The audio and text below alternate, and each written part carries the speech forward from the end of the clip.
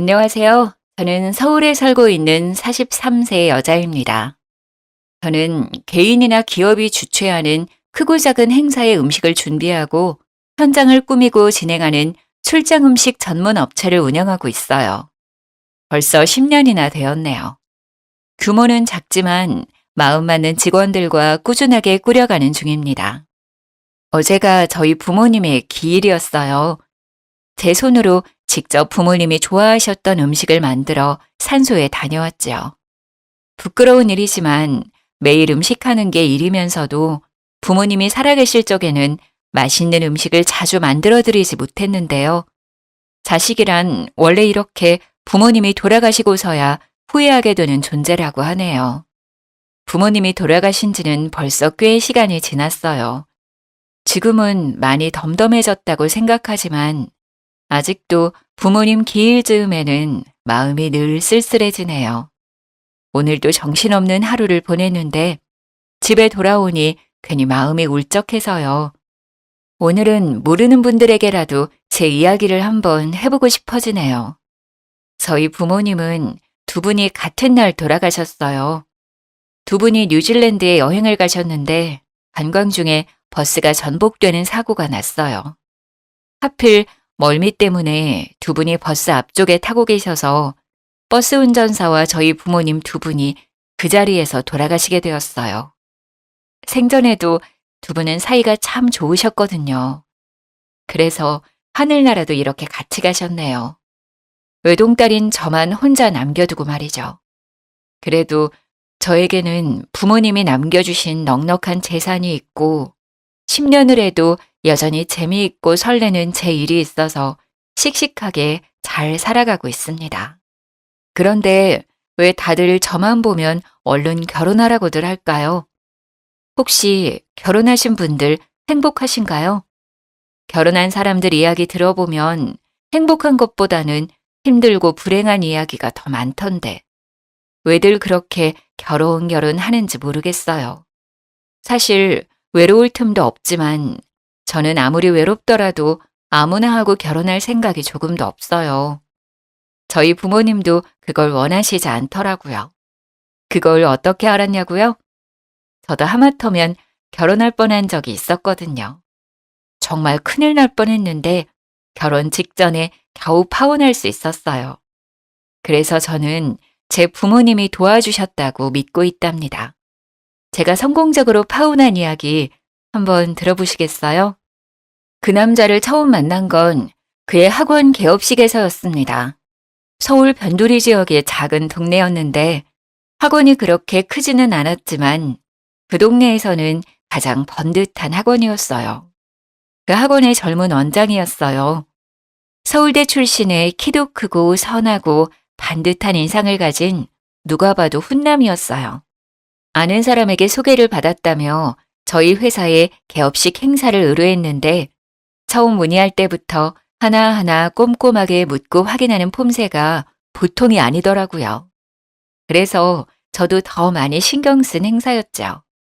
저도 제일 하나는 아주 꼼꼼하고 야무지게 하거든요. 결국 개업식에 차린 저희 음식이 너무 정갈하고 맛있다는 칭찬을 많이 받고 장식도 세련되고 진행도 아주 만족스러웠다면서 여기저기 고객을 여러 명 소개해 주었어요.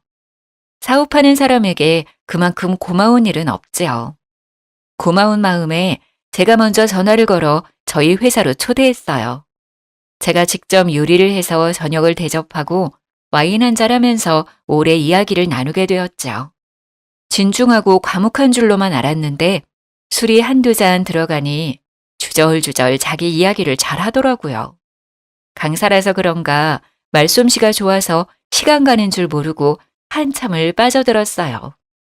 그는 시골에서 자랐는데 어렸을 때부터 꽤 공부를 잘하고 용모도 반듯해서 온 동네의 유명인사였나 보더라고요. 농어촌 특별전형이긴 했지만 무려 서울대를 합격했을 때는 정말 동네 여기저기에 현수막도 걸리고 부모님이 동네 잔치도 크게 했대요. 대학 다니는 동안에는 과외며 학원 강사 일을 하며 학비와 생활비를 벌었대요. 그러다 보니 학원에서 아이들을 가르치는 게 가장 익숙하고 잘하는 일이 되어서 졸업하고도 학원 강사로 일하다가 10년 만에 자기 학원을 차린 모양이더라고요. 나이는 37살로 저보다 3살이 어렸어요. 결혼을 했었는데 성격 차이로 오래 살지 못하고 헤어졌다고 하고요. 저도 어린 나이가 아닌지라 이 남자 저 남자 만나보았지만 그 사람은 정말 그 나이 때 남자들 같지 않게 순수한 구석이 있었어요.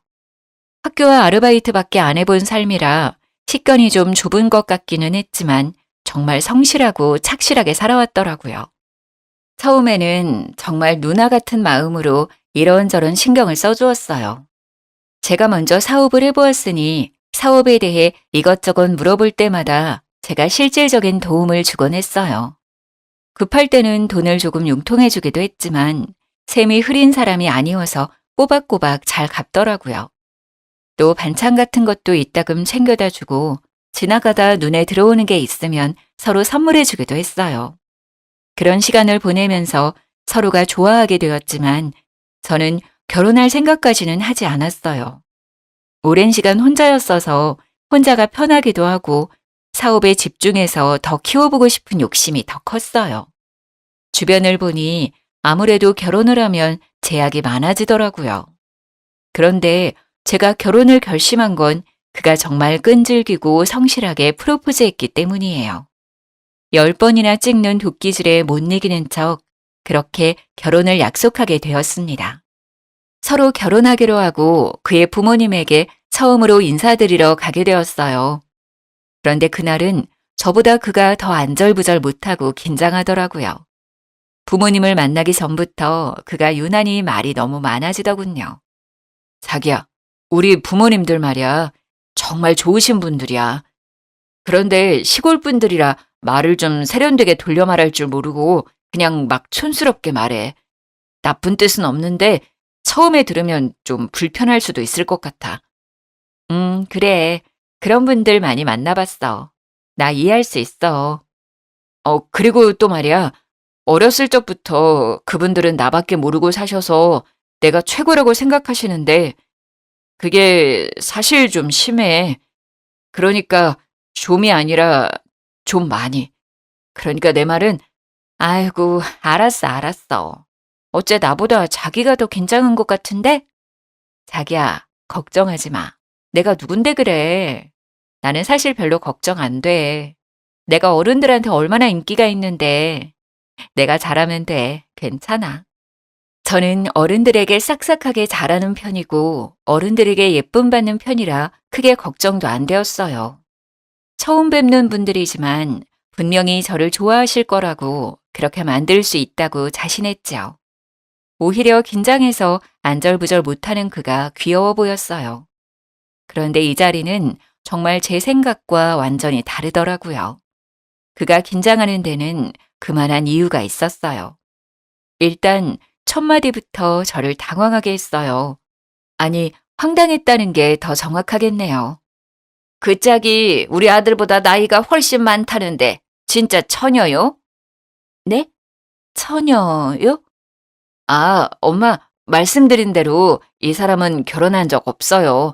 초혼이에요. 저는 이혼한 경험이 있으니 제가 이 사람한테 미안하죠. 이 사람은 저 결혼했던 것도 다 이해해줬어요. 엄마, 너는 무슨 소리를 하냐 지금. 남자가 이혼한 게 뭐가 흠이라고 네가 미안하네 뭐하네 소리를 하고 그러냐 지금. 아니 요즘 같은 세상에 이혼이 뭐 대수냐? 꼬물 대는 애라도 딸려 있으면 또 몰라. 애도 없이 깨끗한데 뭐가 문제요? 결혼이라고 뭐 십수년 살았던 것도 아니고 어쩌다가 여자 하나 잘못 만나서 잠깐 살다가 애도 없이 헤어졌는데 그걸 뭐 누가 흠을 잡는다니? 그걸 흠 잡는 사람은 아주 이상한 사람이요. 네, 어머니. 저도 이혼이 흠이라고 생각하지 않아요. 정말 조금도요. 괜찮아요. 그려, 뭐 그건 그렇고. 내가 암만 생각해도 좀 이상해서 말이요. 네? 뭐가요, 어머니? 여자 나이가 40이나 돼서 아직까지 결혼을 한 번도 안 했다는 건 좀 문제가 있고 그런 거 아니요? 여자가 멀쩡한데 여지껏 결혼을 한 번도 안 했으려고. 어디가 탈이 있어도 탈이 단단히 있겠지. 그러니까 결혼을 여지껏 안 한 거요? 아니면 못 한 거요? 제가 하고 싶은 공부하고 하고 싶은 사업도 하고 하다 보니 홍기를 놓쳤어요. 이제 와서 생각하면 우리 지호 씨 같이 좋은 사람 만나려고 그랬나 봐요. 제 딴에는 기분 좋으라고 애교 있게 한 말이었는데 도리어 콧방귀를 뀌더라고요. 뭐 하나 제 예상대로 흘러가질 않았어요. 나원 참, 뭐 공부는 뭐 요리사가 공부하느라 결혼 못했다는 소리는 살다가 또 처음 들어보네. 요리사 하면서 공부하느라 결혼 못했다고 하면 우리 동네 지나가던 개도 다 배꼽을 잡고 웃겠네. 뭐 우리 아들처럼 뭐 서울대라도 나온 요리사요? 엄마, 이 사람은 지금 박사 과정에 있어요. 곧 박사님이 될 거예요. 학부만 나온 저랑은 그 수준이 달라요. 아이고, 뭐 요리사 박사요? 나 또 살다가 요리사가 박사라는 소리는 처음 들어봤네. 그럼 나도 요리 박사요. 일평생 내가 지은 밥이 얼만데. 박사는 내가 박사요. 밥 박사, 김치 박사. 요리 박사가 아니고 외식 경영이라고 쉽게 말해서 사장님이 되는 공부예요. 아, 요리사 박사인지 사장님 박사인지 그런 건 다 됐고 내가 지금 들어보니까 말 중에 바른 말은 딱 한 가지밖에 없네. 우리 아들 좋은 사람이라는 거. 내가 내 아들이어서 하는 말이 아니라 우리 아들 같은 남자가 세상에 어디가 있나 그래. 키 크지, 얼굴 잘났지, 공부도 잘해, 서울대까지 나왔어야. 지금은 무려 큰 학원의 원장 선생님이요, 원장 선생님. 나이 훨씬 많은 사람들이 원장님, 원장님 하면서 허리를 굽신굽신 한다니까?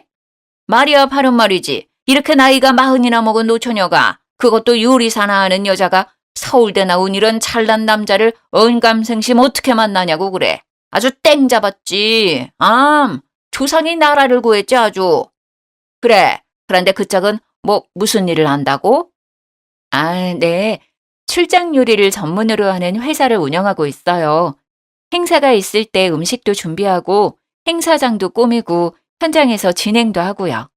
직원이 한 10명 정도 되는데 서로 마음이 잘 맞아요. 규모는 크지 않지만 꾸준히 성장하고 있어요. 그래, 뭐 우리 아들이 해주는 말 들어보니 뭐 남의 집 잔치집일 해주는 그런 일이더만. 아이고, 세상이 좋아져서 출장 요리로 회사도 차리네. 옛날에는 가장 없는 사람들이 그 남의 잔치집 가서 일해주고 품삯 받고 그랬지. 우리 엄니도 그 옛날에 그런 일 많이 했구만. 잔치집 가서 하루 종일 빈대떡 부쳐주고 돈 몇 푼 받으면서 우리 떡 얻어다 먹이고 그랬지. 그런 걸 날품 판다 했어, 날품팔이. 도통 말이 안 통하고 기가 차서 한숨만 나왔지만 그래도 일단 꾹 참았어요. 아, 네, 예전에는 그랬죠. 지금은 엄연히 전문직이고 제가 사장이에요. 돈도 잘 벌고 있어요. 그 말에 그때까지 입을 꾹 다물고 앉아만 있던 그의 아버지가 미간을 잔뜩 찌푸리며 역정을 내더라고요. 그 여자가 날품 판다면서 돈을 얼마나 번다고 유세가 유세요. 똑똑한 우리 아들 잡았으면 그냥 집에서 애 낳고 키우고 있으면 되지. 뭘 몇 푼이나 번다고 유세를 하는겨? 박사니 뭐니 여자가 그 쓸데없는 공부는 왜 한다고 설치는겨? 서울대 나왔으면 그런 쓰잘데기 없는 짓거리 할 필요가 없지. 최고학부 나온 우리 아들 앞에서 뭐 잘났다고 박사니 사장이니 하고 있는가? 와, 정말 살면서 한 번도 들어보지 못한, 아니 한 번도 상상해보지 못한 소리를 들어야 했어요. 저희 부모님은 제지 사업을 하셨고 꽤 건실한 중소기업을 운영하셨어요. 덕분에 저는 어릴 적부터 여유 있는 집안에서 부족한 것 없이 커왔어요. 하고 싶은 일은 뭐든 할 수 있었고 부모님과 여행도 많이 다녔고요. 서울 소재의 4년제 대학을 졸업하고 제가 원해서 미국으로 유학을 갔어요. 거기서 세계적으로 유명한 요리학교를 졸업했어요. 요리가 너무 좋았거든요. 한국에 다시 돌아와서는 호텔 레스토랑에서 근무하면서 대학원에 갔고 지금은 외식 경영학 박사과정을 하고 있는 중입니다.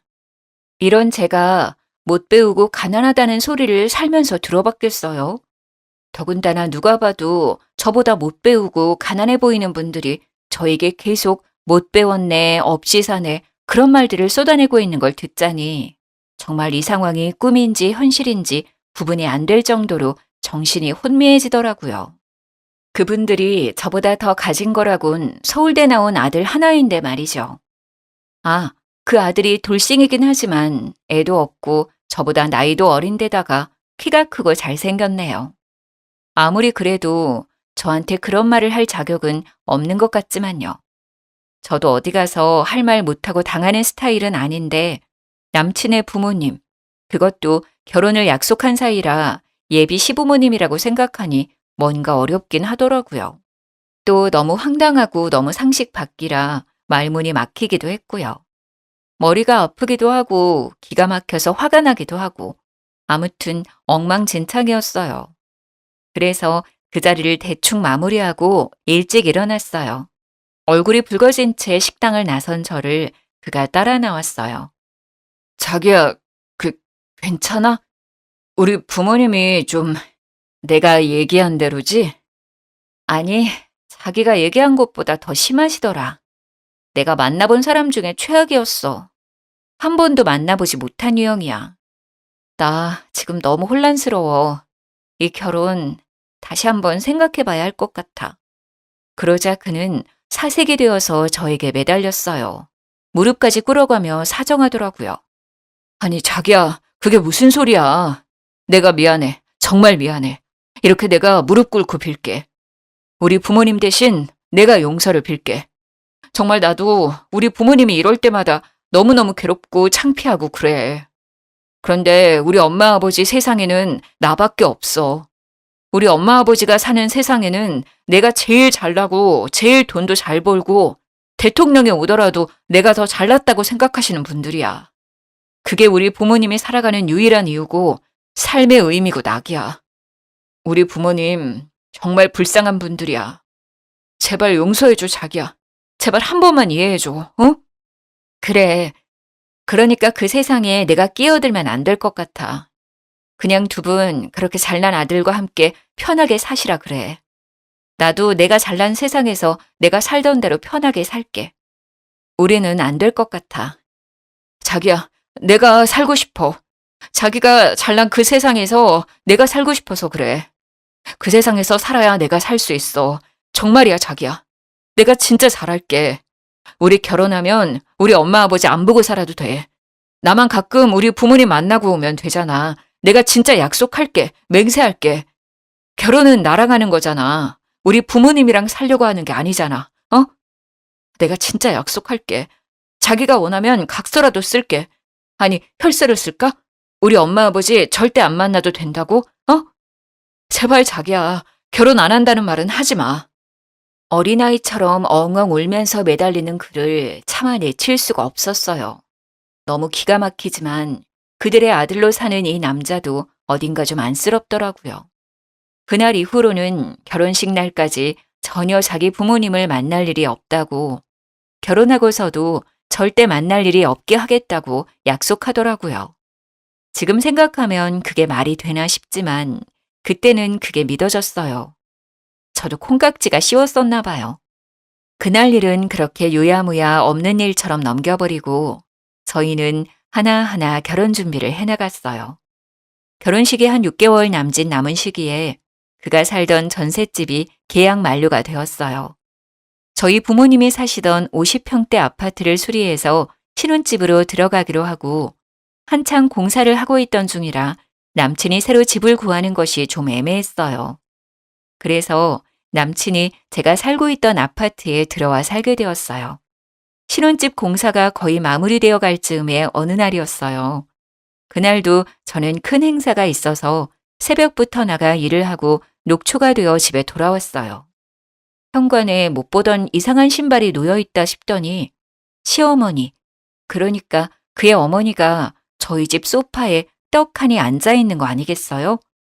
처음에는 누군지 바로 알아보지도 못했고 이게 무슨 일인가 싶어 잠시 멍하니 서 있었어요. 아이고, 여자가 이렇게 늦게 들어오면 어쩌냐. 요리사 밥 좀 얻어먹을까 싶어 한참을 밥도 안 먹고 기다리고 있었더니만 원. 요리사랑 결혼하면 우리 아들 밥은 잘 해먹일 줄 알았더니 우리 아들은 맨날 이렇게 드신 밥도 못 얻어먹겠구나. 아니, 갑자기 여기에 어쩐 일이세요? 어리둥절한 눈으로 쳐다보자 남친은 안절부절하면서 제 눈을 피하더라고요.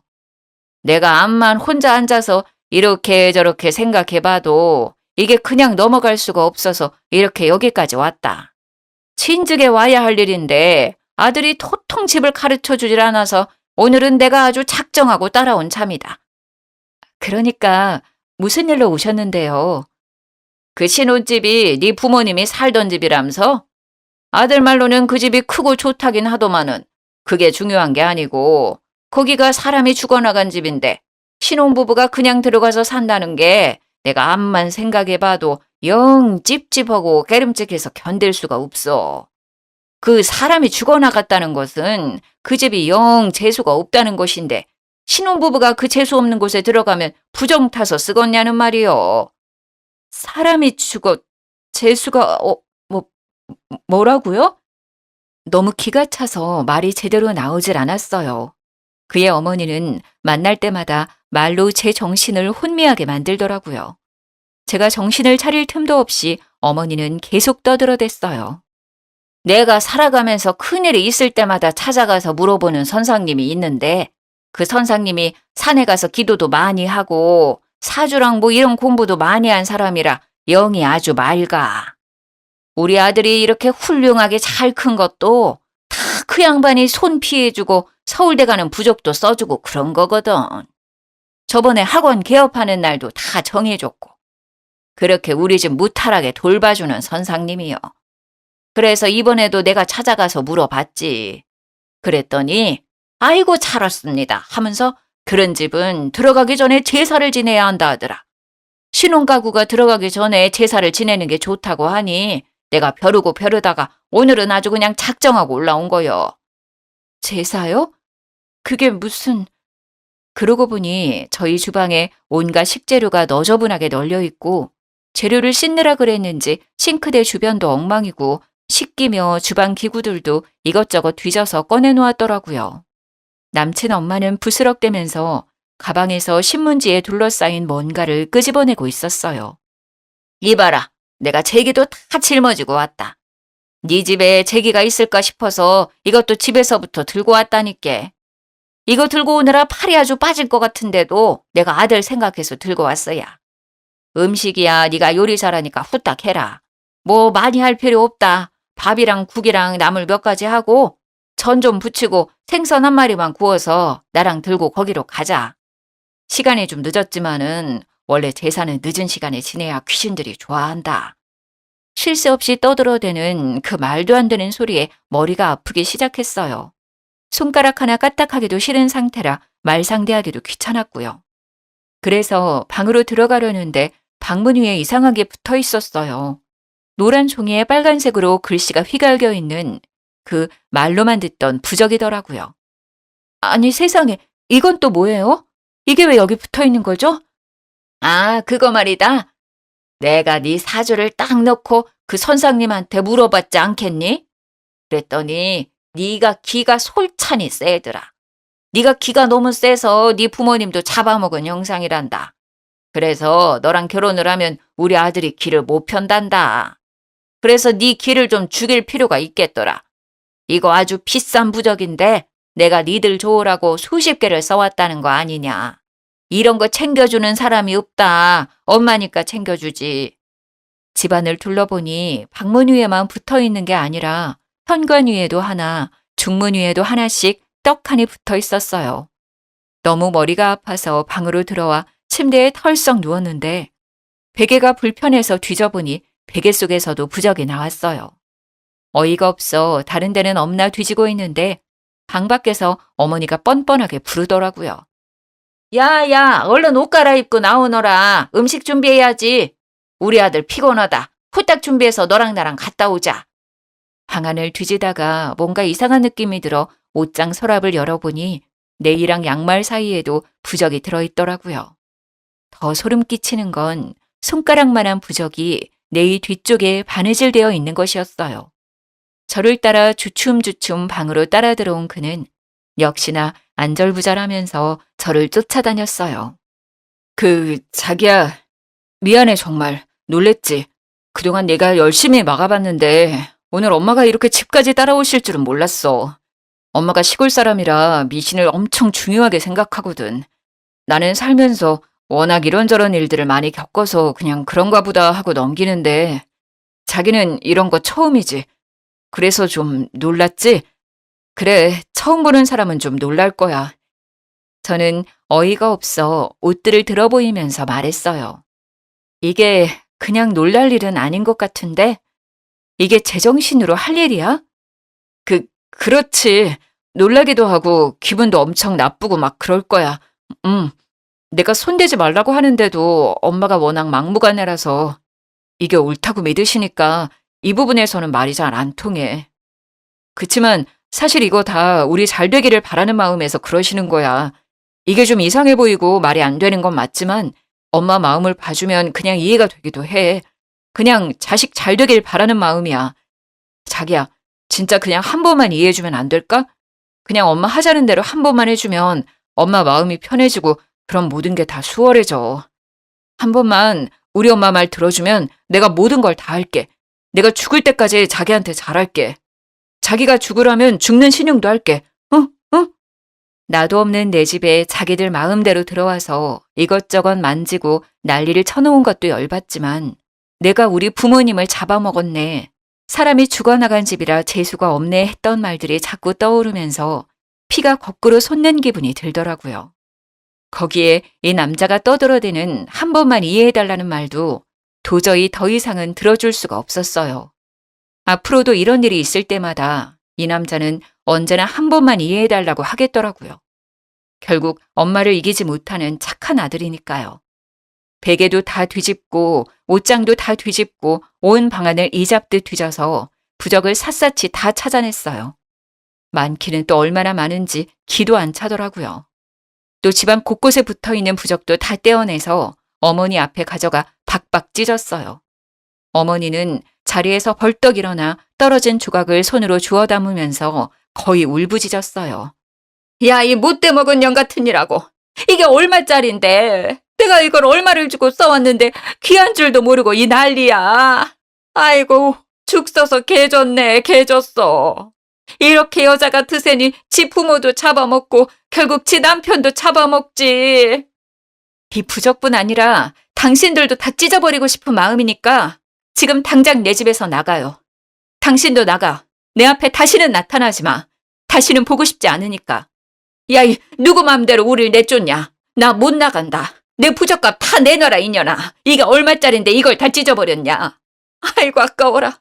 부정 탔네. 다 부정 탔어. 저는 핸드폰을 들어 경찰에 신고했어요. 경찰이 와서야 두 모자를 내 집에서 내보낼 수 있었어요. 주거 침입과 기물 손괴 등으로 고소를 진행하고 파혼을 통보했습니다. 침구 세트도 싹 바꾸고 속옷도 싹 다 갖다 버렸지만 벽에 남은 풀자국을 볼 때마다 분노가 치솟았어요. 부모를 잡아먹었다느니 사람이 죽어나간 재수 없는 집이니 하는 말은 화가 나는 걸 넘어서 저에게 상처가 되었어요. 이 정도로는 도저히 분이 풀리지 않더라고요. 복수를 해야겠다 생각했어요. 눈에는 눈, 이에는 이. 고소장을 쓰면서 그의 어머니에게 전화를 했습니다. 전화 오면 피하려고 전화번호를 미리 저장해 두었거든요. 특별히 고소를 취하해 줄 테니 꼭 만났으면 하는 사람이 있다고 말했더니 제가 말한 곳으로 한달음에 찾아오더라고요. 늦저녁에 그의 어머니를 만났습니다. 어머니, 제가 그동안 많이 생각해 봤어요. 그날은 제가 당황스럽고 화가 많이 나서 그랬지만 혼자서 가만히 생각해 보니 어머니 말이 틀린 말이 아닌 것 같더라고요. 아이고, 그랬냐? 네가 이제야 말이 좀 통하는구나. 저도 사실 힘든 일 있을 때마다 찾아가서 물어보는 선생님이 있어요. 서울에서 엄청 유명한 무당이신데 그분 복채가 엄청 비싼데도 사람들이 줄을 서거든요. 예약이 3개월씩 밀려있기도 해요. 아, TV에도 나온 적이 있었는데 이거 혹시 보신 적 있으세요? 저는 미리 찾아놨던 유튜브를 찾아서 보여줬어요. 무당이 구슬하는 장면이었는데 얼굴이 제대로 보이지는 않았어요. 아, 이거 무슨 프로야?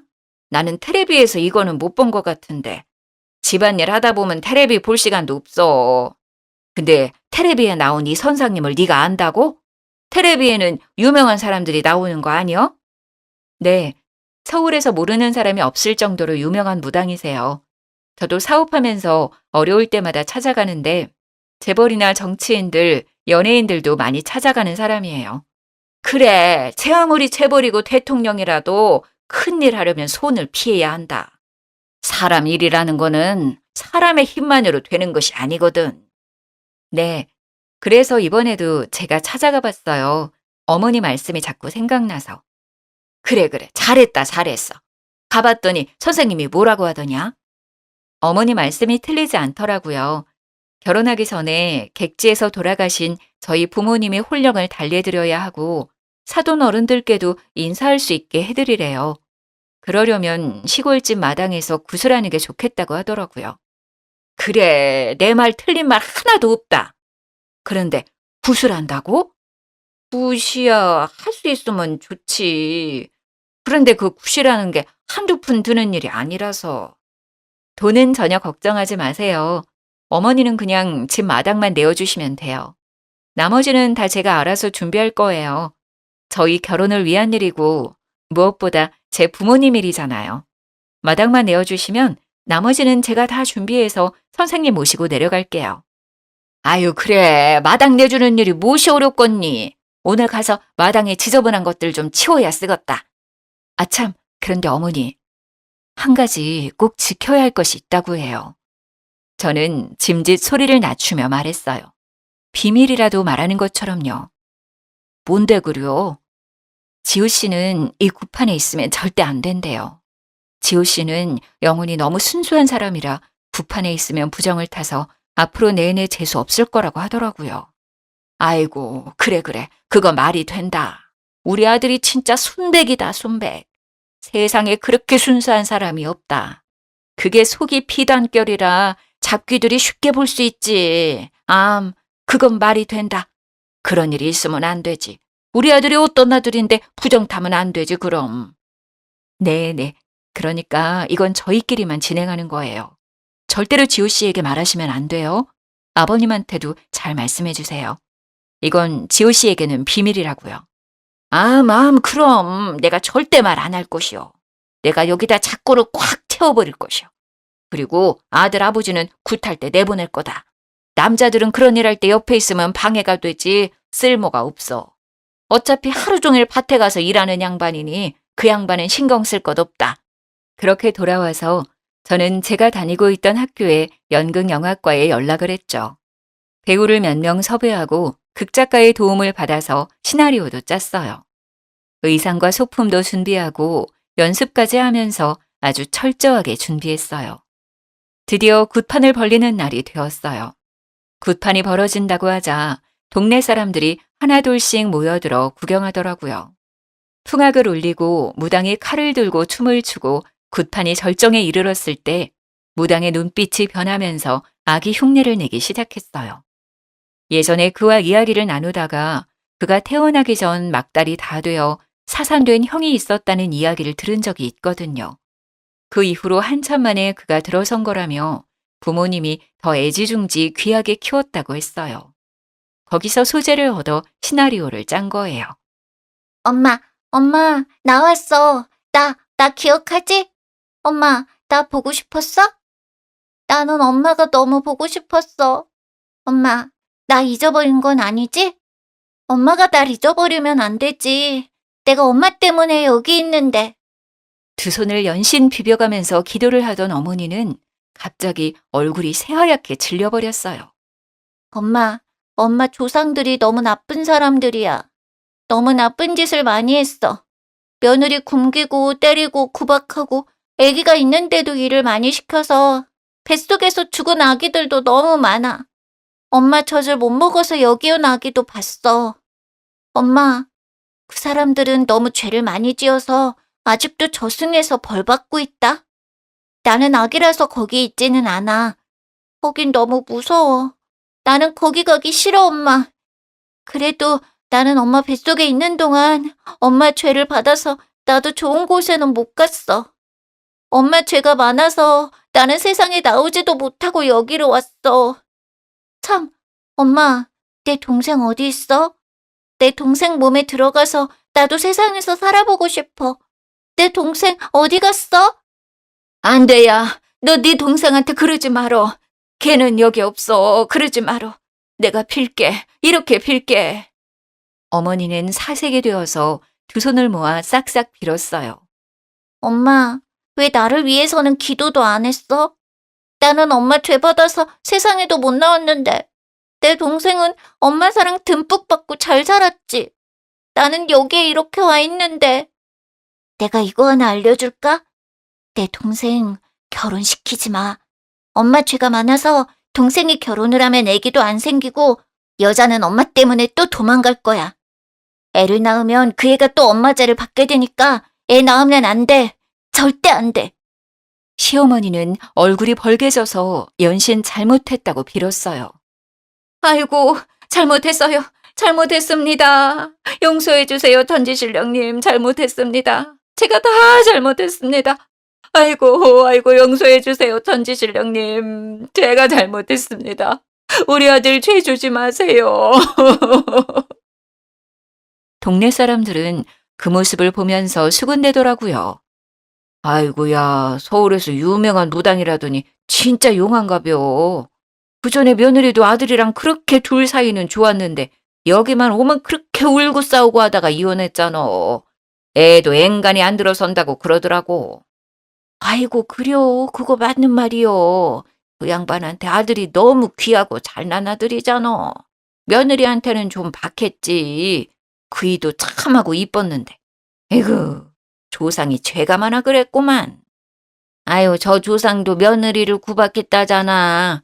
집안 내력이구만. 하기사 그 시절에 며느리 구박 안 한 집이 어디 있겠냐마는 그 시절에 시집살이 고됐지. 시자 들어가서 나도 시금치 안 먹어. 저 무당 말하는 거 들어봐봐. 며느리 구박하면 저승 가서 벌 받는 데잖아. 아이고, 우리 시엄니도 저승 가서 고생 좀 하고 있겠네. 어이구, 호랭이 같은 양반. 그렇게 생전에 마음을 굳게 쓰야 저승 가서도 편한겨. 내가 이 나이가 돼도 우리 시엄니한테 시집살이 한 거 생각하면 아직도 분하고 속이 상해. 그래서 나는 며느리한테 엄청 잘해줄 건데 아직 며느리가 없어서 한이네. 우리 아들놈은 언제나 상가를 갈 건가 몰라. 나는 며느리 생기면 업고 살아야겠어. 그러면 저승 가서 좋은 데 갈 거 아니여. 그렇게 굿판이 끝나고 동네 사람들은 혀를 끌끌 차면서 뿔뿔이 흩어졌어요. 그의 어머니는 땅바닥에 주저앉아 엉엉 울고 있었습니다. 굿판이 다 정리되고 무당들 먼저 보내고 나서 저는 멍하니 앉아있는 그의 어머니에게 다가가서 말했습니다. 어머니, 이 결혼을 제가 다시 생각해 보려 했는데요. 이런 이야기를 들으니 너무 찝찝하고 깨름칙해서 그렇게 할 수가 없겠네요. 며느리가 죽어나가고 아기가 죽어나간 집이라 재수가 없어서요. 제가 이 집에 들어오면 부정 탈 것 같다고 저희 부모님이 걱정하시네요. 이 결혼은 없던 일로 하겠습니다. 저는 그 길로 뒤도 돌아보지 않고 제 차를 타고 올라왔어요. 아들에게는 정말 부정 탈까봐 이야기를 하지 않았는지 그가 따로 연락해 오진 않더라고요. 주거 침입 구속건은 취하하지 않았습니다. 당연히 그들로부터의 전화도 피하고 메신저도 답하지 않았고요.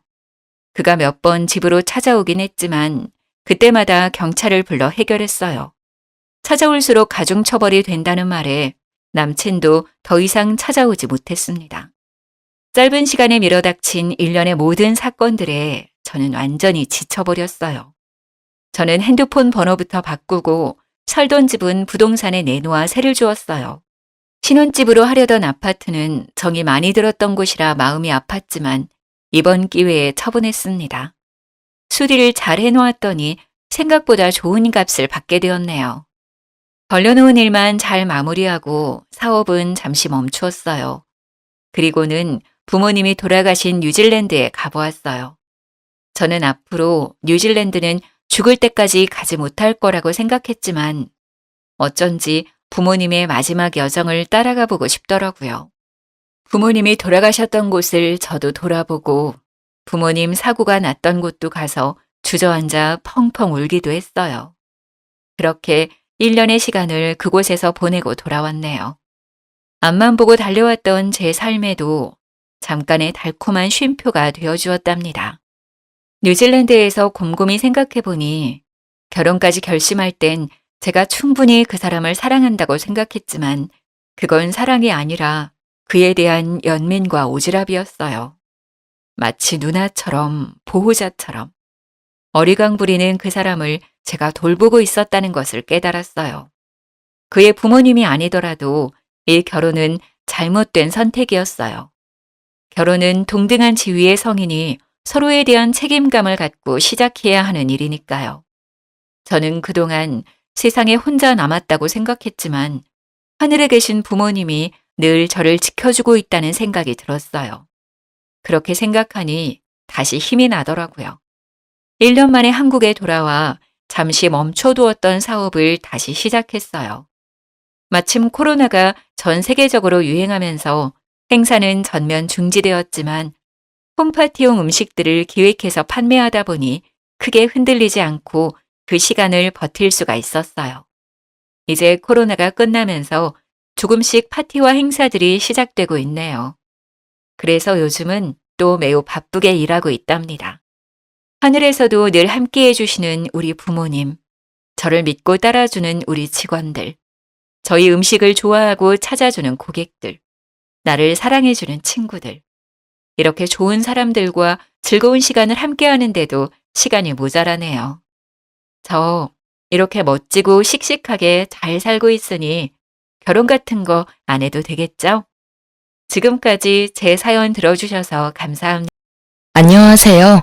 얼마 전에 돌싱으로 돌아온 딸아이를 키우고 있는 30대 여성입니다.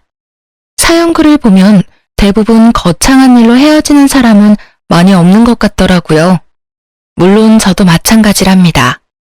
저야말로 정말 한없이 사소하지만 너무나 큰 이유로 헤어지게 됐으니까요. 제 이혼 사연은 취미 때문이었는데요.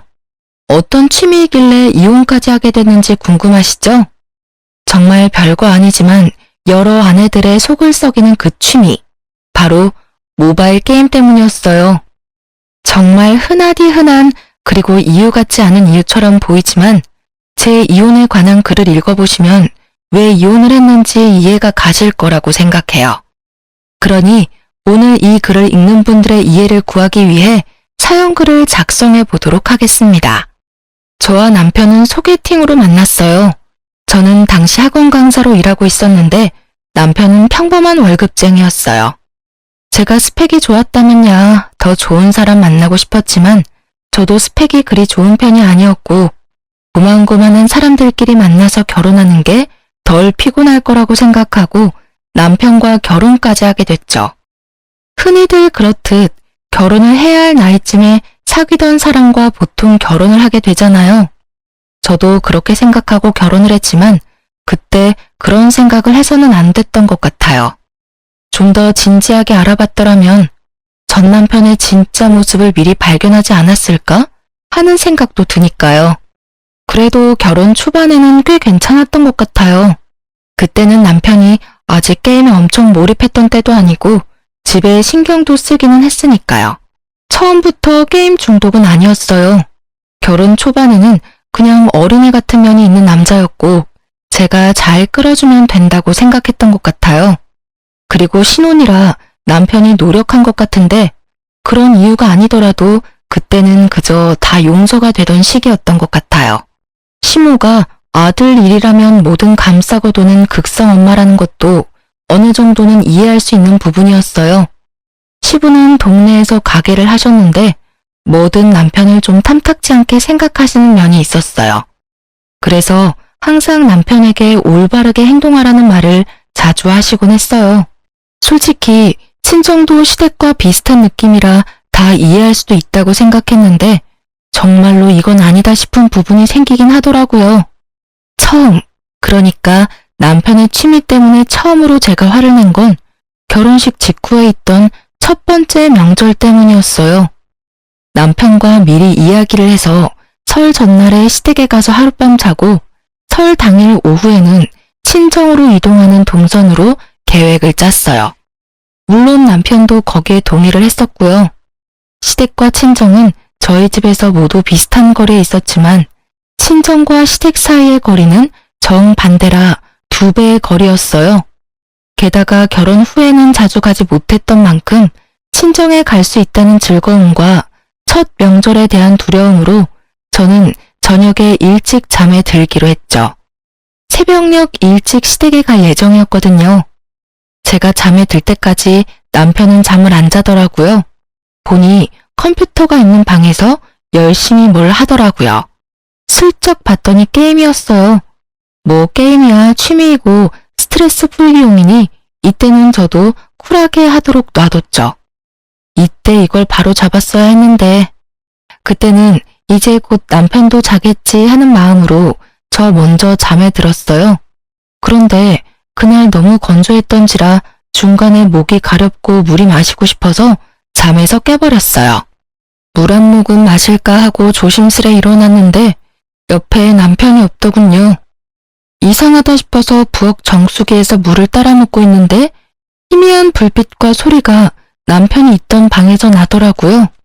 슬쩍 가서 확인을 해보니 남편이 누군가와 통화를 하면서 여전히 게임을 하고 있더라고요. 시계를 확인하니 새벽 3시 반.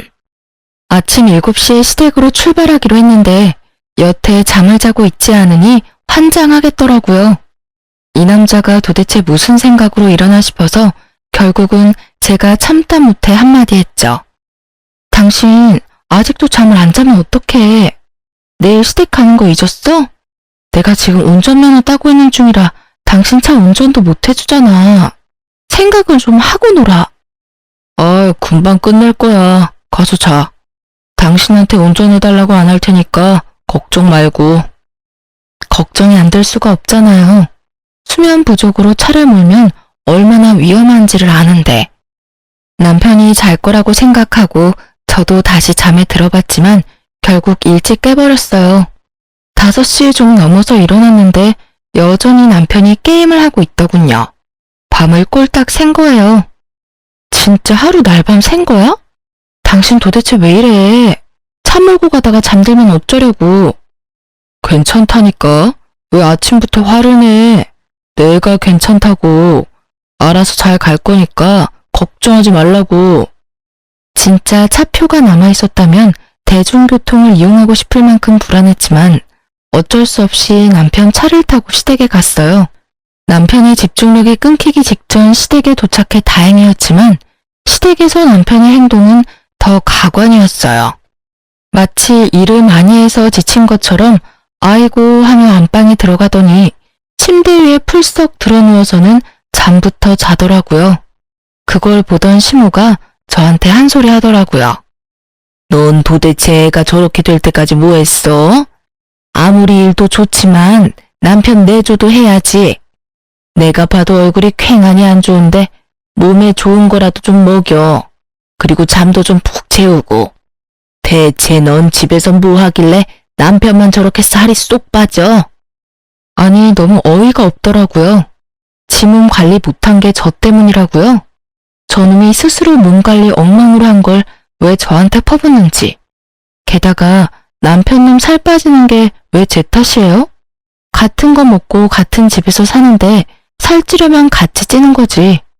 게임하느라 살 빠진 거 차마 말할 수 없어 이날은 턱끝까지 차오르는 말들을 삼킬 수밖에 없었어요. 그 때문에 저는 열이 무척이나 받은 상태였고 남편놈은 여전히 아무 생각 없는 것 같았어요. 저희는 작은 방에서 잤는데 남편은 이번에 폰으로 게임을 하느라 또 날밤을 지새우려고 하더군요.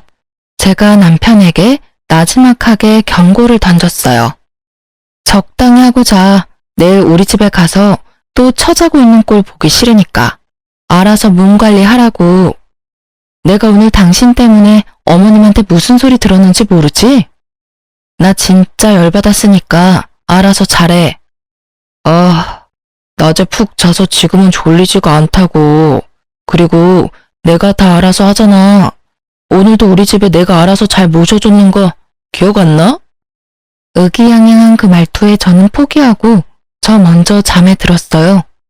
그리고 새벽에 또 남편이 여전히 밤새 게임을 한 걸 목격했죠. 아침 밥을 먹는데 시모가 이렇게 말하더군요. 아무래도 얘가 몸이 너무 안 좋은 것 같아. 오늘도 하루 여기서 한숨 자고 가. 너희 이대로 가다간 사고 난다. 심호의 한마디에 남편이 희색을 하더니 대답하더라고요. 엄마가 봐도 그렇지? 아, 오늘은 좀 쉬어야겠어. 당신도 오늘은 푹 쉬어. 저 입을 당장이라도 찢어버리고 싶었어요. 웃는 면상에 침을 뱉고 싶었지만 참았어요. 첫 명절, 첫 시댁. 너무 많은 생각이 들었으니까요. 결국 저는 친정에 가지도 못했어요. 그리고 돌아온 집에서 남편에게 미친 듯이 화를 냈어요. 야, 너 어떻게 이럴 수 있어? 내가 일찍 자라고 했어, 안 했어? 왜 잠도 안 자고 게임하면서 날밤 새는데? 너 때문에 나 친정에도 못 갔거든? 어떻게 책임질 거야? 친정에 못 간 게 왜 내 탓이야? 네가 운전할 줄 알았으면 가면 됐잖아. 솔직히 내가 무슨 기사야? 왜 매번 내가 너 데려다 줘야 하냐고. 너 설마 지금 설날에 친정 가는 게 나 혼자 가야 한다고 생각하는 거야? 미친놈아.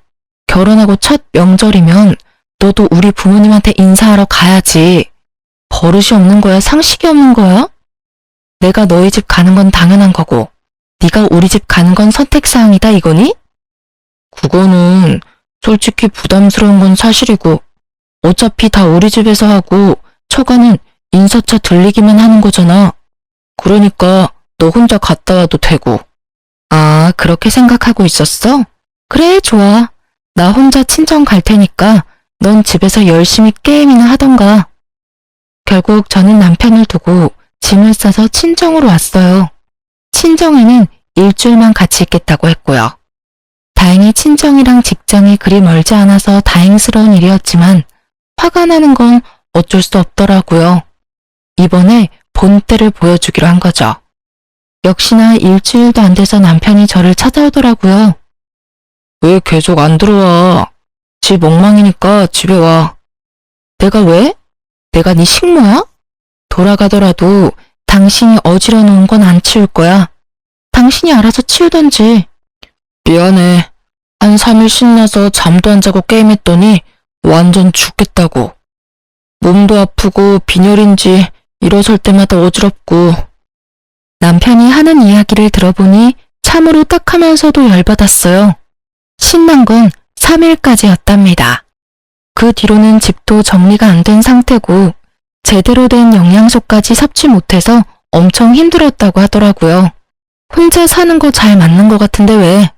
그냥 혼자 살아. 나 같은 거 그냥 없는 셈 치고. 계속 이렇게 삐딱하게 굴 거야? 나 진짜 힘들다니까. 당신이 있어야 할 것 같아. 잘 들어. 나는 네가 몇 시간씩 게임하느라 안 자고 정신 나간 좀비처럼 노는 거 나 정말로 아예 상관 안 해. 그런데 너의 그 행동 때문에 미리 계획했던 약속한 걸 깨는 건 정말로 잘못됐다고 생각해. 네가 뭘 하든 나한테 피해는 주지 말았어야지. 친정에 못 가게 한 건 정말로 평생 내 가슴에 박혀 있을 일이거든? 앞으로 이런 일 있으면 나는 집 나갈 거야. 당신이 지금처럼 와서 용서 구해도 안 받아줄 테니까. 알았어. 다 내가 미안하다니까. 그러니까 이만 집에 돌아와. 나도 이러다 죽을지도 모르겠다는 생각을 잠깐 하긴 했어. 정말로 후회를 하고 반성을 했는지 남편은 제게 사과도 하고 게임도 덜 하더라고요. 물론 제가 먼저 게임 시간을 정해줬죠. 집에 와서 얼마나 해도 상관은 없지만 자정 전에는 잠자리에 들어야 한다고요. 그 이상 게임에 열중하면 영 끊겠다고 모질게 말했더니 말을 알아들었는지 자중하더군요. 그리고 그 덕이었는지 저와 남편 사이에 딸도 하나 생겼어요. 갓난아기 덕분에 얼마 동안은 또 잘 살았어요. 그런데 하루는 남편이 곤란한 얼굴로 저에게 용건을 꺼냈어요. 미안한데 돈 모아놓은 거 좀 있어? 엄마가 아버지 차 몰고 가서 사고 났는데 보험 처리는 안 되고 상대방도 다쳐서 돈이 많이 들어가.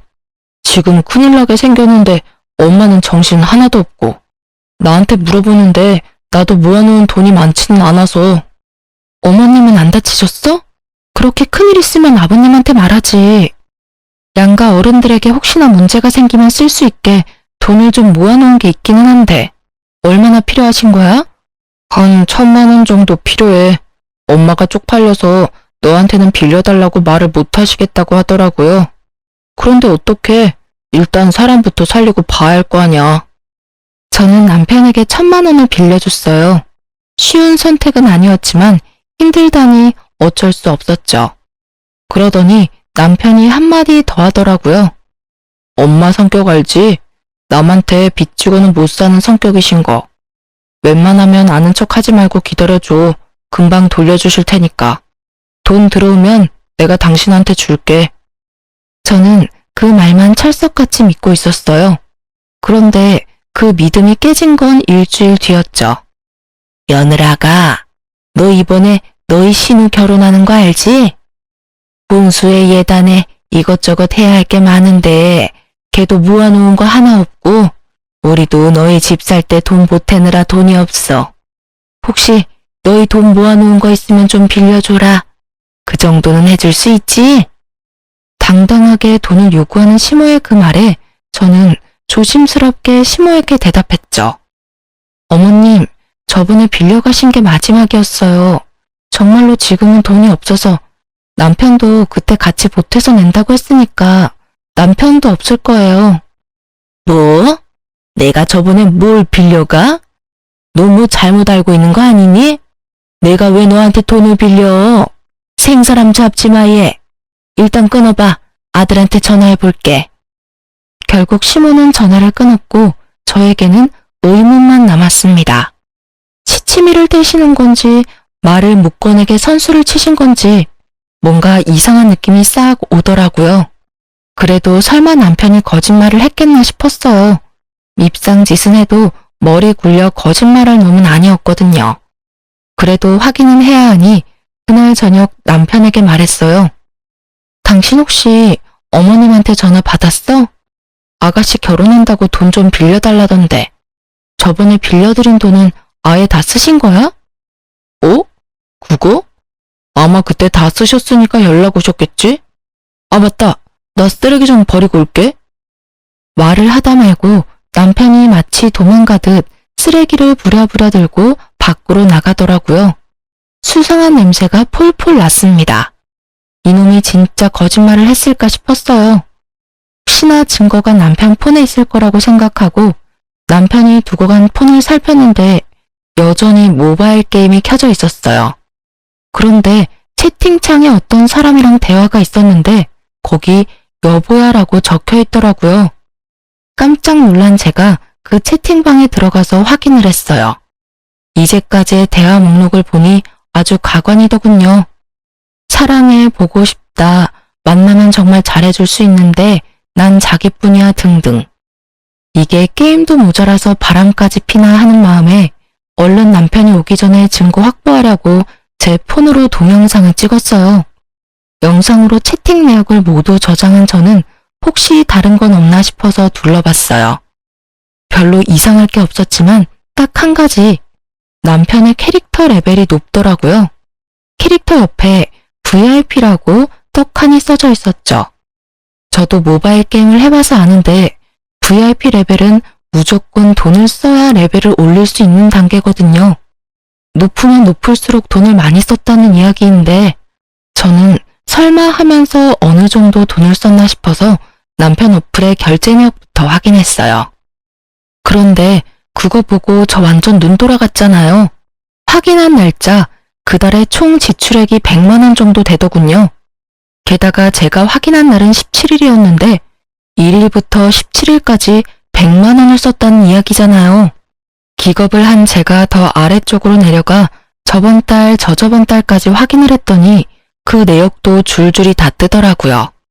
100만 원이 훨씬 넘는 돈이 여기에 다 들어가 있더라고요. 그제야 저는 깨달았죠. 남편 놈이 지 월급을 모두 게임에 꼬라박았다는 걸요. 그리고 그와 함께 제가 남편에게 준 돈의 행방이 걱정되기 시작했어요. 이 결제 내역을 보고 나니 아까 시모와의 통화에서 시모가 정말 그런 내용을 몰랐던 거 아닐까 하는 합리적 의심이 들었죠. 실제로는 그런 사고 당한 적도 없고 돈도 가져가지 않았을지도 모른다는 생각이 강하게 들었어요. 남편이 거짓말하고 그 돈을 다른 데로 보낸 게 아닐까 하는 생각이요. 그런데 현금 결제 내역으로는 제가 준 1,000만 원의 행방은 찾을 수가 없었어요. 이게 어디로 갔나 싶었는데 그 실마리는 의외의 곳에서 발견했어요. 바로 남편과 여보야 하며 대화를 주고받았던 채팅방이요. 그 채팅방 훑어보니 제가 돈을 빌려준 날 이런 메시지가 있었어요. 그때 돈 빌려줘서 너무 고마웠어. 자기 덕분에 한시름 났네. 사랑해. 이런 메시지요. 아마 돈 빌려준 게 제 돈 1,000만 원일 거라는 강한 감이 오더라고요. 결국 열받은 저는 쓰레기 버리고 돌아온 남편을 털었어요. 너 내 돈 어머님한테 빌려줬다는 거 거짓말이지? 아니야. 그거 받아서 엄마한테 빌려줬어. 엄마가 모르는 척 하는 거라니까. 저는 남편 놈에게 폰을 던지며 말했어요. 거짓말 작작 좀 해. 내가 바보 병신으로 보이냐? 네 폰에 이렇게 버젓하게 증거가 있는데 저번에도 내가 말했듯이 네가 뭘 하든 내 알 바가 아니야. 그냥 나한테 피해만 주지 말라고. 그 말 그때 들었지? 그런데 이게 뭐야? 너 어머니한테 준다고 가져간 돈 게임으로 만난 여자한테 줬더라? 미친놈아.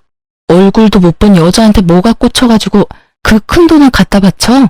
네가 사람이야? 그 돈이 무슨 돈인데? 맞습니다. 그 여자와는 얼굴 한번 본 적 없는 사이였더라고요. 여자가 돈을 빌려준 다음날 이제 만나자며 날짜를 잡은 걸 봤거든요. 그 말에 남편 놈이 기대하는 표정의 이모티콘을 보낸 것도 정확하게 봤고요. 채찍질 같은 제 말에도 남편은 한마디도 안 치고 대답하더군요. 뭐가 꽂히긴. 같은 취미 가지고 있는 여자가 더 좋은 게 당연하지. 이거 봐. 당신은 여전히 내가 게임을 왜 하는지도 모르잖아. 나도 당신처럼 게임 못하게 하고 매번 통제하려는 여자는 짜증나서 싫다고. 그래서 너한테서 마음 멀어지는 건데 왜 남 탓을 하는 건데? 우와, 앞에서 이딴 말을 듣는데 진짜 머리 돌아버리겠더라고요. 통제라는 말을 이럴 때 쓰는 게 맞나요? 제 상식선에서는 도저히 이해가 안 가는 이야기라 헛웃음만 나오더군요. 그래서 너는 하늘을 우러러 한 점 부끄럼 없다 이거야? 말해봐. 네가 진짜 잘못한 게 하나도 없어? 그 돈도 어머님한테 준 게 사실이고. 그럼 믿어줄 테니까 지금 당장 어머님한테 가서 그 돈 받아와. 내 돈이고 나는 그 돈 받을 자격 있다고 생각하니까 당장 가져와. 네가 지금 내 앞에 돈 대령하면 이 일 다 없었던 일로 치고 내가 너한테 사과하면서 큰절까지 할게. 당당하다며. 그럼 지금 당장이라도 이야기해서 돌려달라고 해야지. 그건 지금 당장 못해. 엄마도 사정이 있고. 어머님이 사정이 있는 게 아니라 네가 사정이 있겠지. 그 여자한테 다 줘서 없지? 통장 내역 당장 까. 어머님한테 드렸으면 어머님 명의로 1,000만 원이 넘어갔겠지. 결국 남편은 말도 못하고 통장도 보여주지 않더라고요. 지은 죄가 있는 게 목소리는 얼마나 큰지 저는 당장 남편을 끌고 시댁으로 쳐들어갔어요. 이미 이혼은 무조건 확정 사항이었어요. 제 마음속에는 이미 선이 그어졌거든요. 그래도 남편 놈이 친 사고를 시부모가 알아야 어떻게든 수습이 될 것 같아서 말이죠. 시댁에 가서 남편 놈을 앞세우고 이혼하겠다고 말했어요. 시댁에서도 폭탄 발언을 한 저와 남편을 연달아 보며 무슨 일인지 쳐다보더라고요. 솔직히 말 꺼내면서도 시모가 저를 두둔해 줄 거라는 생각은 정말 조금도 하지 않았어요. 어머님, 아버님, 저 이 사람이랑 이혼할 거예요. 정말 지긋지긋해서 못 해먹겠어요. 게임하느라 집안일은 아무것도 안 하고 육아조차도 관심이 없어요. 게다가 게임을 취미로 하는 거면 모르겠지만 이 정도로 사람 허파 뒤집을 정도로 사고치는 건 절대로 용서 못해요. 그리고 예상대로 시모는 제게 더 큰 비난을 퍼붓더라고요. 너 무슨 말을 그렇게 해? 남편 내조를 제대로 못한 너를 탓해야지. 너는 이렇게 될 때까지 뭘 했어? 이게 온전히 다 우리 아들 탓이야? 네가 신경 쓰고 관리했으면 이렇게까지는 되지 않았을 거 아니야? 남편 기죽이는 건 그렇게 잘하면서 취미로 하는 걸 이해 못할 정도면 그래, 차라리 헤어지는 게 잘 됐네. 너 우리 아들한테 하는 거 애저녁부터 마음에 안 들었어. 너만 큰 소리 칠 줄 아나 본데 나도 너한테 큰 소리 칠 거 많거든? 아무것도 모르고 남편 새끼 두둔하는 시무를 보니 아주 불쌍해서 딱할 정도였어요. 아, 그러세요? 제가 어떻게 관리를 해야 할까요? 월급의 절반을 게임에다 쳐넣으면서 저한테는 꼴랑 50만 원으로 생활비하라는 남편을요. 없는 돈에 한 푼이라도 아껴보려고 끙끙대며 허리띠 졸라매는 제 옆에서 남편 취미라는 게임으로 돈이 줄줄 새어나가고 있는데 그걸 몰라서 여태 참았지. 알았으면 저도 여기까지 끌었겠어요? 50만 원이라도 줬으면 다행이지. 돈을 아예 안 준 것도 아니고 돈을 줬으면 그걸로 살림 사는 건 네 몫이지. 그리고 남편한테 관심이 없으니 돈 나가는 것도 몰랐던 거 아니냐? 이게 네가 내조를 제대로 안 한다는 증거지. 시모 말이 끝나자마자 남편 놈이 의기양양하게 되지도 않는 말 하고 있더라고요. 그래, 넌 처음부터 내 취미 생활을 인정을 안 하잖아. 솔직히 내 돈을 내 취미에 쓰는 게 왜 나빠? 돈을 안 준 것도 아닌데 그걸로 생활비 했으면 나한테 할 말 없지. 시모를 등에 업고 입이 10개라도 할 말이 없어야 할 죄인이 뚫린 입으로 말은 얼마나 잘하던지요. 그 꼴을 보니 더 열받아서 저도 모르게 흥분하게 되더라고요. 결국 큰 소리로 꽥 냅다 질러버렸죠. 뭐? 야, 네가 돈만 썼어?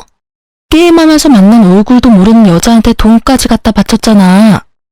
어머님이 아버님 차 끌고 가서 사고 쳤다는 말로 나 속이고 내가 모아놓은 돈 1,000만 원 가져가서 그 여자한테 준 거잖아. 통장 내역 보면 다 나와. 속일 생각하지 말라고. 핏덩이 같은 딸내미 놔두고 얼굴도 모르는 여자한테 홀라당 넘어가서 돈 준 것도 화가 나는데 뭐? 네가 나한테 생활비 줬다고 내가 할 말이 없어야 한다고? 그럴 거면 결혼은 왜 했냐 이 새끼야. 너야말로 나한테 할 말이 없어야지. 뚫린 입이라고 다 같은 입인 줄 알아? 그게 무슨 소리야? 내가 사고를 쳤다니? 역시 남편이 아무 이야기를 안 했던 것 같더라고요. 그래서 저도 자세하게 알려드렸죠. 알아야 저는 두둔하는 게 얼마나 쓸모없는 일인지를 알 테니까요. 제 돈 1,000만 원 가져가면서 그러더라고요. 어머님이 아버님 차 끌고 가서 사고 쳤다고요. 그러니까 몰래 빌려주는 거니 그런 이야기 어머니한테 먼저 하지 말라고요. 제 말에 시모는 적잖이 충격받은 눈치더라고요. 물론 그렇겠죠. 자기 이름 대고 설마 돈을 빌려다가 그런 짓을 했다고 생각이나 했겠어요? 게다가 돈 1,000만 원이 작은 돈이 아니잖아요. 그 돈을 모은 것도 양가 부모님들 때문이었는데 그 목적에 맞았기 때문에 빌려준 거였는데 그 돈 모을 때 도움 하나 안 주고 게임하느라 돈 다 쓴 주제에 지가 뭐가 잘났다고 저런 말을 해요? 진짜 어이가 없어서. 결국은 시모도 이 상황에 대해서는 뭐라 거들어 줄 말을 못 하더라고요. 그러니까 저는 이혼할 거예요. 이렇게 거짓말까지 하면서 게임하고 여자 만나는데 제가 뭐하러 이 사람 붙잡아둬요? 대신에 저는 그 돈, 1,000만 원 모은 돈은 무조건 돌려받을 거예요. 그게 어떤 돈인데. 없는 살림에 진짜 한 푼 한 푼 겨우 모아서 만든 돈인데 그걸 왜 생판 모르는 여자한테 뺏겨야 하냐고요.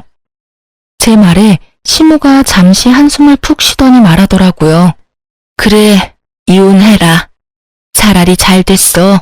그 돈은 우리가 돌려줄 테니까 이혼해. 어차피 나는 너 하는 거 마음에 들지 않았어. 그러니 이번에야말로 좋은 여자 만나게 하면 돼.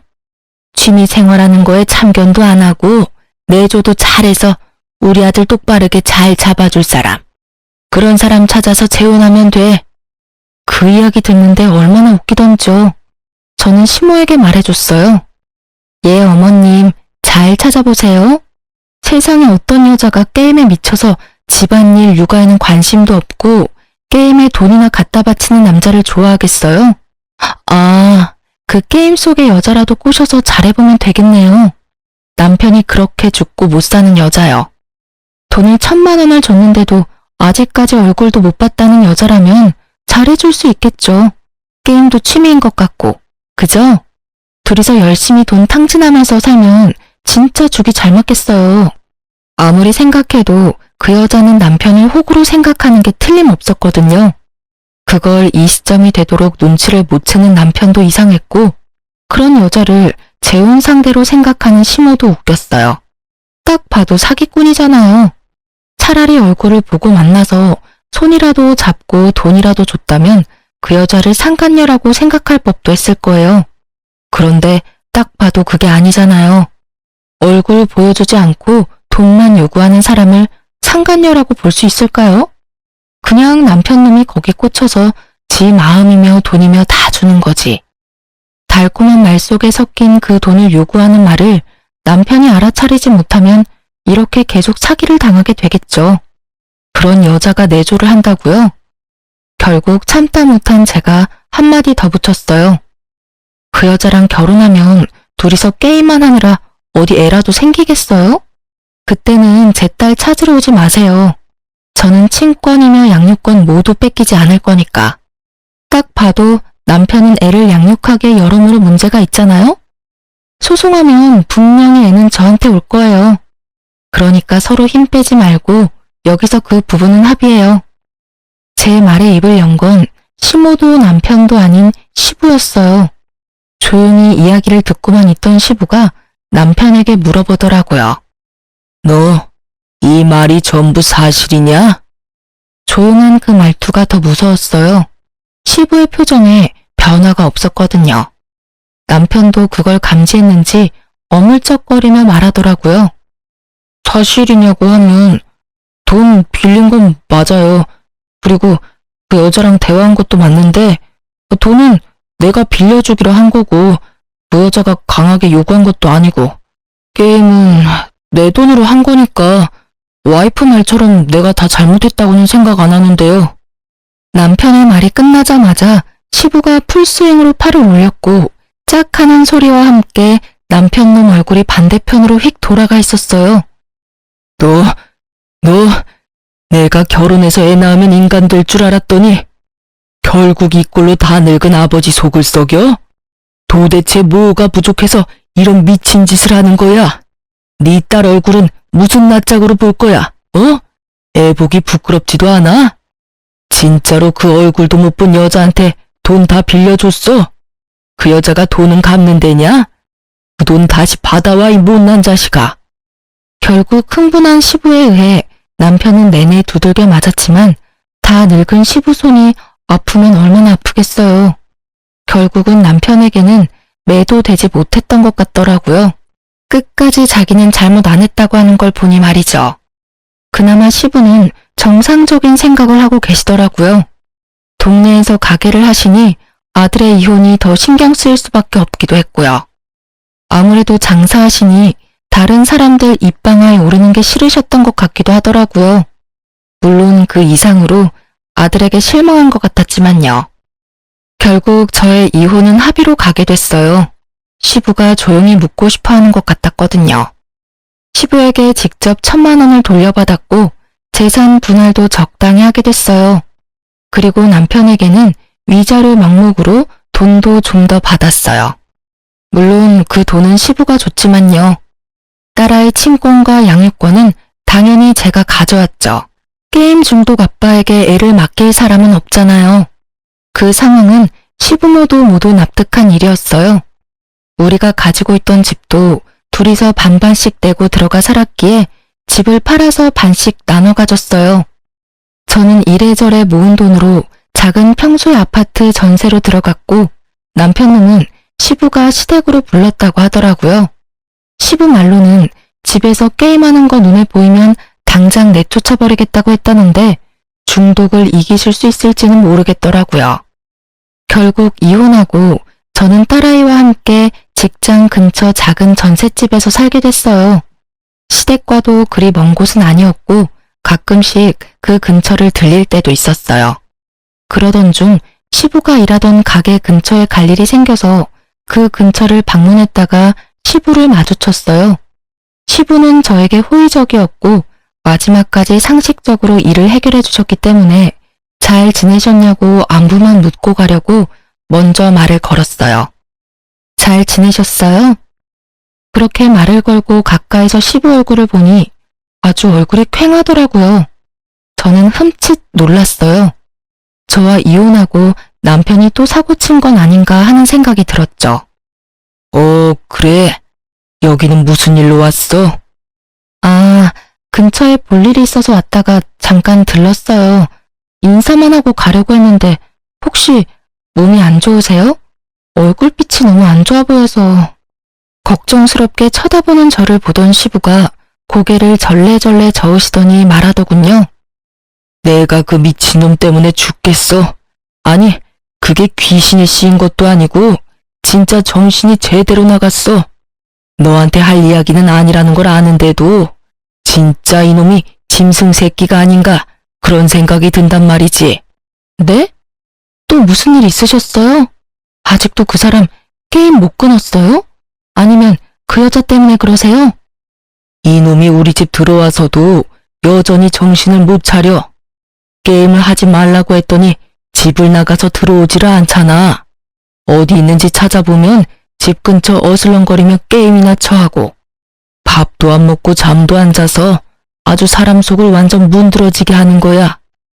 게다가 그 여자한테서도 아직 못 벗어났는지 돈도 안 돌려주는데도 아비 앞에서 그 여자를 끼고 돌아. 어휴. 그 이야기를 들으면서도 저는 이렇게 될 줄 알았다는 생각이 저절로 들 정도였어요. 솔직히 제가 당한 일들을 모조리 두 분이 당하고 계신다고 생각하니 좀 딱한 마음도 들기는 했죠. 아, 물론 자식 잘못 키운 부모 입장에서 바라보면 그렇단 거죠. 그런데 그것뿐만이 아니야. 그것만이라면 아주 내쫓아버리고 어디서 객 싸든 말든 놔둬버리면 되지. 그런데 너하고 이혼하면서 생긴 돈을 모조리 그 여자한테 준 것 같더라고. 그 돈 어딨냐고 물어봐도 대답을 안 해.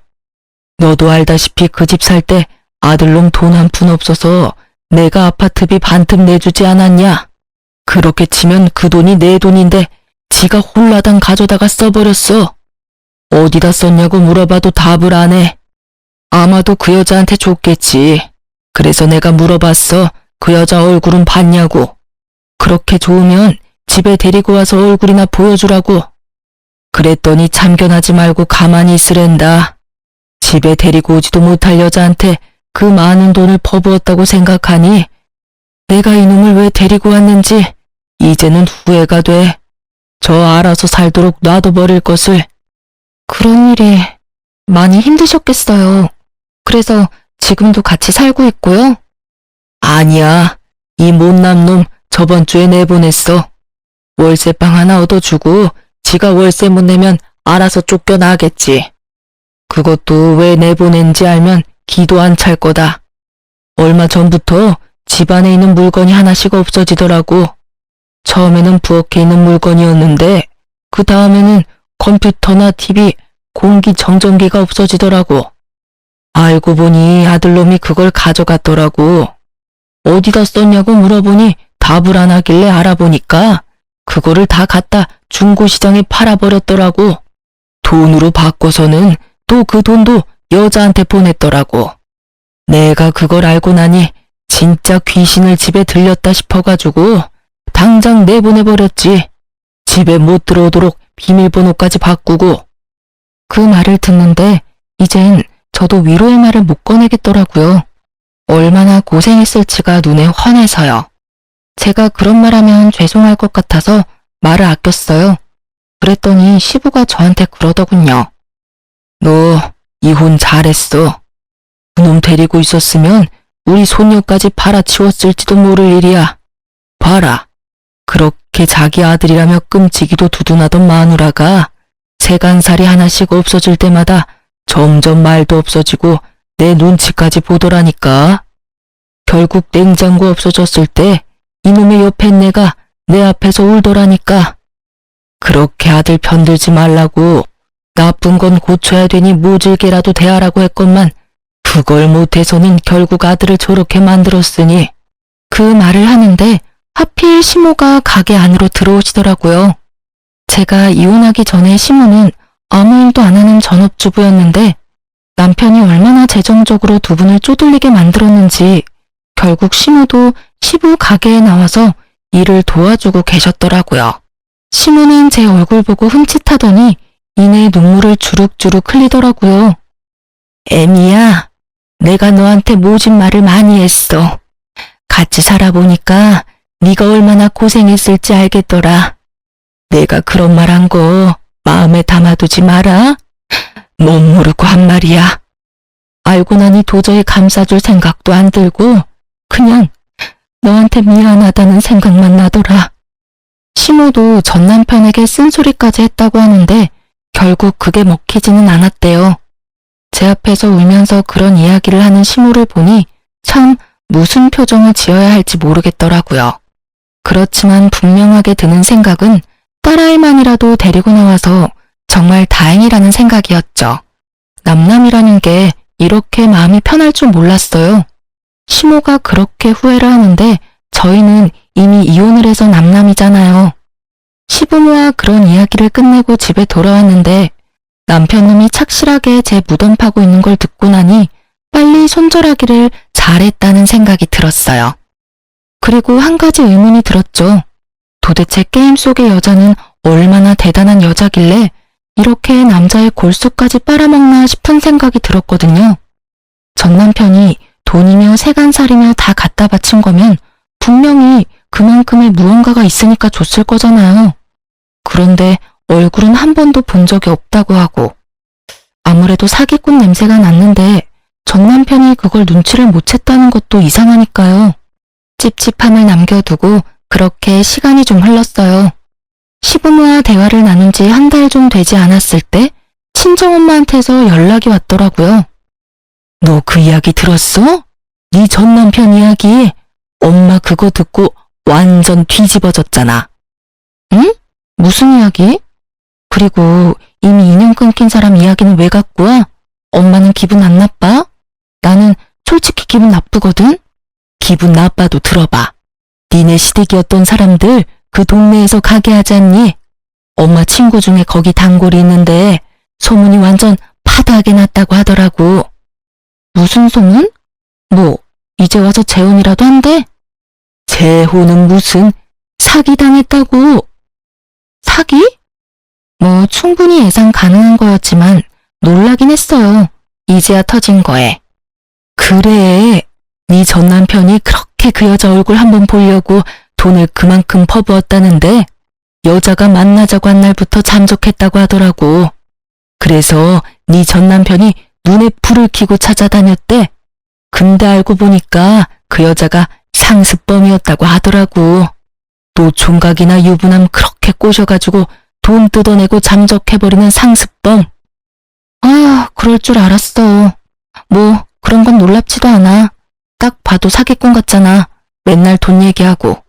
돈 없다 하면 시큰둥하게 반응하고 돈 있다 하면 사랑해 보고 싶어 이런 반응 나오는 거 보면 딱 봐도 전문 사기꾼이지. 이제야 그걸 알았다는 게 나는 더 놀라운데. 근데 너 이거는 알았니? 그 여자가 사실은 여자도 아니었대. 남자라고 하더라. 세상에 결국은 남자한테 농락당해서 돈이며 마음이며 다 날렸다고 하더라고. 갖다 바친 돈이 거의 몇 천만 원이나 된다던데. 그 집도 딱 하게 됐지. 차 담보까지 잡아서 사기꾼한테 줬으니. 남은 건 빚밖에 없는 데다 그 여자 찾느라고 아들놈이 일도 제대로 안 해서 결국은 회사에서 잘렸다고 하더라고. 그래도 지 새끼라고 그 아버지가 데려갔다더라. 근데 데려가면 뭐하니? 밥만 축낸다던데. 그래도 얼마 전에는 그 아버지 가게에서 일하고 있대.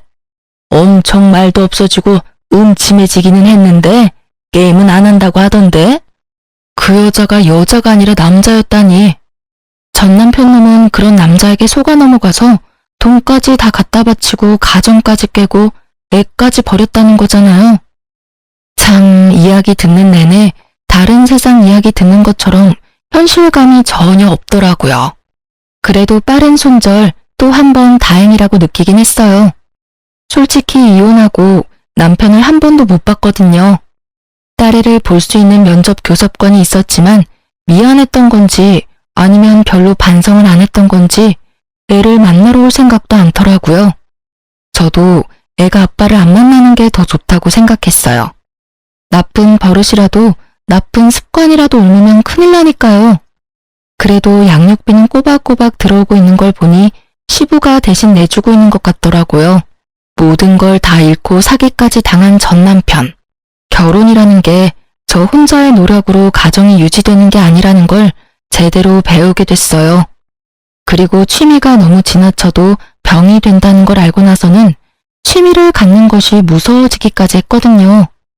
물론 우리 애한테도 게임을 시켜주는 것도 사실 무서워서 아직까지도 딸아이에게 인터넷 기능이 안 되는 휴대폰만 사줬어요. 혹시라도 저 몰래 모바일 게임을 할까 봐서요. 전 남편의 이야기를 들으니 하나의 맹목적으로 집중하는 게 얼마나 무서운 일인지에 대해 깨닫게 됐고요. 뭐든 적당한 게 좋은 법이죠, 남편에게는. 이번 일이 아주 좋은 약이 되었다고 생각해요. 그 일이 아니었다면 여전히 재산을 탕진하면서 게임에만 몰두하게 됐을 테니까요. 지금이라도 정신 차렸으면 잘 된 일이죠. 그리고 게임 중독이라는 이유로 이혼을 해보니 세상에는 별의별 이유로 이혼을 하는 사람이 많겠구나 하는 생각도 들었어요. 글을 쓰고 보니 유치하면서도 어이없는 이혼 사유이긴 한데 그래도 저에게는 생각보다 큰일이었다는 것만큼은 알아주셨으면 해요. 저 당시에는 정말 막막하고 힘들었으니까요. 쓰다 보니 글이 길어졌지만 그리 지루하지는 않으셨을 거예요. 뒷골 잡게 만드는 남편님 덕분에요. 바쁘신 와중에 긴 글 읽어주셔서 너무 감사합니다.